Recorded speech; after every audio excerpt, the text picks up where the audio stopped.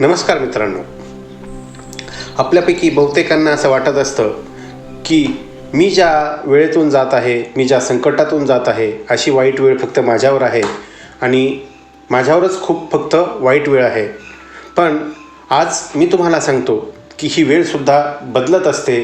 पण वेळ कशी बदलते हे आपण एका कथेच्या माध्यमातून आज या ठिकाणी पाहणार आहोत. एकदा एक शिल्पकार जंगलातून चालला होता. शिल्पकार म्हटलं की त्याचं नेहमी लक्ष असणार चांगल्या दगडाकडे, शिळांकडे, आणि ज्यातून की सुंदर सुंदर मूर्ती त्याला बनवता येईल. आणि मग त्याच्या मनामध्ये नेहमी असेच विचार असायचे की मला एक छान दगड मिळावा की ज्यातून मी चांगल्या एका मूर्तीचं निर्माण करू शकेल. त्या शिल्पकाराने मग जंगलामध्ये एक दगड पाहिला आणि त्याच्या मनामध्ये विचार आला की यातून एक सुंदर अशी मूर्ती तयार होऊ शकते. तो थांबला, त्यानं आपली हत्यारं बाहेर काढली पिशवीतून आणि दगडावर तो पहिला प्रहार करणारच होता. इतक्यात त्या दगडातून आवाज आला, थांब, मला मारू नकोस, मला सोड, तू पुढे जा. मूर्तिकार तर सुरुवातीला घाबरला, अरे दगडातून आवाज वगैरे येतो आहे. पण त्याने विचार केला, जाऊ द्या, काहीतरी असेल. आणि तो थोडा दयाळू स्वभावाचा होता आणि मग त्याने त्या दगडाला सोडून दिलं आणि तो पुढं निघाला. थोडंसं चालून गेल्यावर, पुढं गेल्यावर त्याला पुन्हा एक मोठा दगड दिसला आणि त्यानं विचार केला, अरे हा तर अगदी योग्य दगड आहे, यातून तर पहिल्या दगडापेक्षाही सुंदर असं मूर्तीचं निर्माण होऊ शकेल. आणि मग त्यानं पुन्हा आपली हत्यारं बाहेर काढली आणि त्या दगडावर प्रहार केला. यावेळी दगडातून कोणताही आवाज आला नाही आणि मूर्तिकाराचं काम सुरू राहिलं आणि त्याने त्या दगडातून सुंदर अशा मूर्ती तयार केली. ती मूर्ती साकार झाल्यानंतर ती अतिशय सुंदर देखणी मूर्ती होती.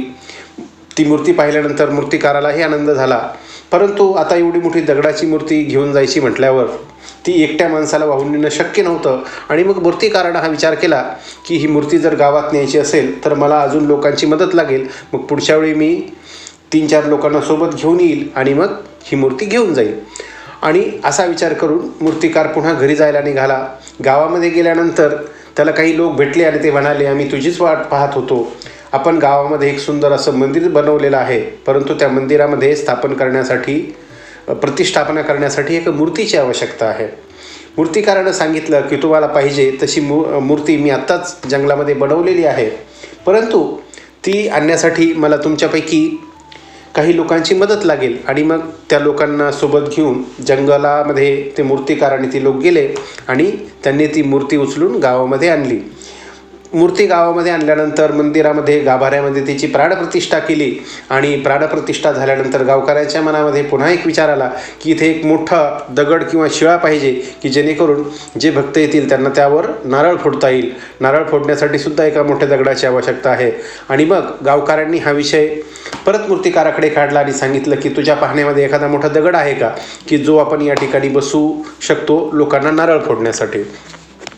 आणि त्यावेळी मूर्तिकाराला त्या पहिल्या दगडाची आठवण झाली आणि त्यानं सांगितलं की हो, ही मूर्ती आपण ज्या ठिकाणून आणली त्याच्या बाजूलाच थोडंसं असाच एक मोठा दगड आहे ज्याला आपण या ठिकाणी घेऊन येऊ शकतो. आणि मग पुन्हा लोक जंगलामध्ये गेले आणि त्यांनी तो मोठासा दगड आणला आणि त्या मंदिराच्या बाहेर तो बसवला आणि लोक त्यावरती नारळ फोडू लागले. आता हे दोन्ही दगड जे की सुरुवातीला एका जंगलामध्ये आजूबाजूला पडलेले होते, त्या दगडापैकी एका दगडातून सुंदर अशी मूर्ती झाली होती जिची की रोज पूजा होत होती आणि एका दगडावर रोज नारळ फोडले जात होते. मग ज्यावर नारळ फोडला जात होता तो दगड एक दिवस त्या मूर्तीला म्हणाला, तुझी तर खूप मजा आहे बाबा, तुझं तर मजेत चाललंय, तुझी रोज पूजा होते, तुझी आरती होते. आणि मग जो मूर्ती झालेला दगड होता किंवा जी मूर्ती होती ती त्या दगडाला म्हणाली, आज तुझीही पूजा होत राहिली असती जर तू त्या दिवशी पहिला प्रहार सहन केला असता तर. मित्रांनो, आयुष्य म्हणजे असंच असतं. संघर्षाचे घाव जेव्हा आपण सोसतो तेव्हाच आपल्याला आनंदाचा, सुखाचा काळ बघता येतो. कारण जो काही कठीण काळ असतो तो निघून जातो आणि मग त्याच्यानंतरच सुखाचा काळ येणार असतो. म्हणून सुरुवातीचे घाव सोसायला, दुःखाचे घाव सहन करायला कधीही डगमगू नका. तुम्हाला जर ही कथा आवडली असेल तर व्हिडिओला लाईक करा, आपल्या मित्रांपर्यंत शेअर करा आणि हो, चॅनलला सबस्क्राईब करायला अजिबात विसरू नका.